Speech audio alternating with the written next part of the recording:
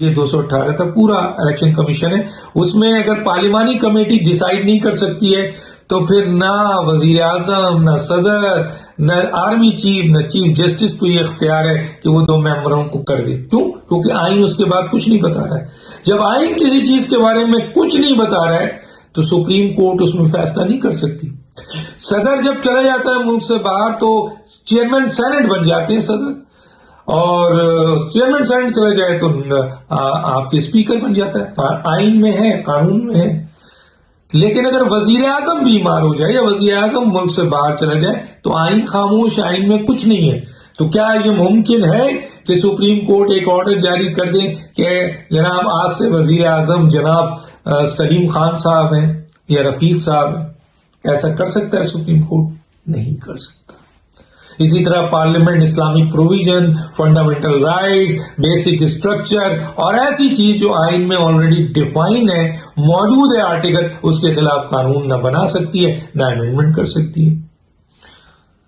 تو کہنے کا مطلب یہ ہے. اسی طرح ایگزیکٹو ہے. تو آئین 1752 کے تحت یہ اختیار ہی نہیں دیتا ہے سپریم کورٹ کو کہ وہ کسی کو نااہل کرے.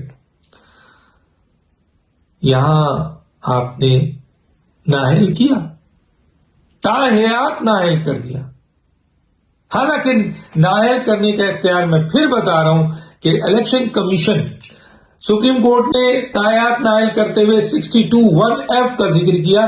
یہ آرٹیکل آئین میں آپ کو یہ اجازت نہیں دے رہا ہے کہ آپ کسی کو تاحیات نااہل کریں. یہ اجازت دے رہا ہے کہ اس بنیاد پر نااہلی بنتی ہے ان کی ڈسکوالیفیکیشن، کیونکہ وہاں پہ صادق اور امین اگر نہیں رہتا ہے تو اس وجہ سے، کوئی چور ہے تو اس کی ڈسکوالیفیکیشن بنتی ہے، کوئی جھوٹ بولتا ہے، کوئی اور جملہ، تو اس کے مختلف 62 میں اور کلازز موجود ہیں اور 63 میں.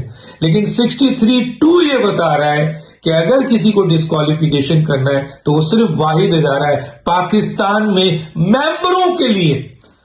میں اور کسی کی بات نہیں کر رہا ہوں. ممبر مجلس شورا یعنی ممبر پارلیمنٹ، سینٹ، وہ ہے 63(2). اور اس کا بھی ایک پروسیجر بتایا ہے کہ اسپیکر ریفرنس بھیجے گا اور سینٹ ریفرنس بھیجے گا، چیئرمین سینٹ، اور پھر الیکشن کمیشن نوٹیفائی کرے گا. مجھے یہ بتایا جائے، میں بہت ان معزز ججوں سے جنہوں نے یہ کام کیا ہے، ایک الیکٹڈ حکومت کو گرایا ہے، اور لوگوں کا خیال ہے، آئینی ماہرین کا خیال ہے کہ یہ کام ان کا نہیں ہے، چونکہ آئین ان کو یہ اجازت نہیں دیتا ہے 175(2) کے تحت. یہ اجازت 63(2) کے تحت الیکشن کمیشن کے پاس ہے.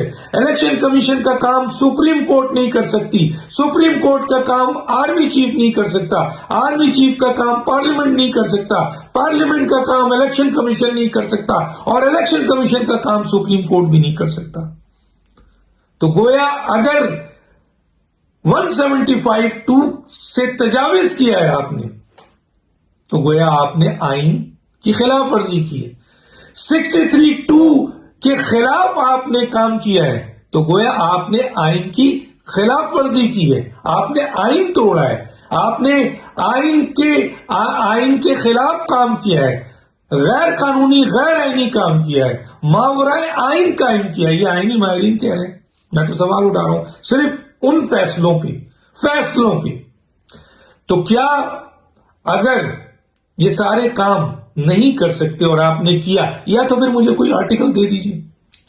اور اگر یہ کوئی آرٹیکل آپ نہیں دے سکتے اور آپ یہ سمجھتے ہیں کہ آپ کو ٹوٹل اختیار ہے جو کچھ بھی کریں، اگر کوئی سپریم کورٹ کا جج بن جائے یا ہائی کورٹ کا جج بن جائے تو ایسا نہیں ہے، یا کوئی وزیر اعظم بن جائے یا کوئی آرمی چیف بن جائے تو ایسا نہیں ہے. سب کو with in the constitution jurisdiction کے تحت کام کرنا ہے. اور اگر آرمی چیف معمولی سی PCO ججز کو نکالتا ہے اور جزوی کا آئین جو ہے وہ کرتا ہے تو آپ اس کو پھانسی کی سزا دیتے ہیں. تو ایک الیکٹڈ وزیر اعظم، ایک نہیں دو الیکٹڈ وزیر اعظم کو، اور ایک معمولی سی بات پر، غیر آئینی طور پر، غیر قانونی طور پر، اور جو آپ نے حلف لیا ہے اس کی بھی خلاف ورزی ہے، اگر آپ نے یہ کام کیا تو یہ اس غیر قانونی کام پہ پھانسی ہے. تو کیا مجھے معزز ججز، وکلا، لوگ جو لا جانتے ہیں، میں طالب علم ہوں، مجھے گائیڈ کریں کہ اگر اس آرمی چیف کو پھانسی دی جا سکتی ہے، الٹا لٹکانے کی بات کی جا سکتی ہے، تو یہاں بھی تو آئین کی بے رحمتی ہوئی، آئین توڑا گیا، آئین کی خلاف ورزی ہوئی، حلف کی خلاف ورزی ہوئی، اور کیا ان کے اوپر سزا بنتی ہے؟